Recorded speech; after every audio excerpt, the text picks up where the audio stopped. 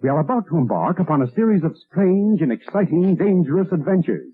Adventures that will lead us to all parts of the world. Hello and welcome to another Bad Comic Review. This time we are looking at Savage Ninja, Issue 1. This is from Cadillac Comics, written and published by Edward Mandel, art by Michael Carr, letters by Hansen, colors by Mark Smith. So this story is called The Origin of Michael Savage. Now Michael is of course our Savage Ninja, and we get a very lengthy origin story in this issue. He's in pain from some sort of battle, and he's reliving his youth as he tries to center his chi. So we see his mom dropping him off at a Tai Chi center with a sensei that apparently also knew his father, who went missing. His mom's basically like, you live here now. This is sad, but it's time for you to be a ninja. And he adapts pretty well to his life, making friends with the sensei's son, David. And then we see him as he grows up to be a ninja warrior, even training others in the art of ninja stuff. It's a little vague. But then we get into what exactly happened here and how he's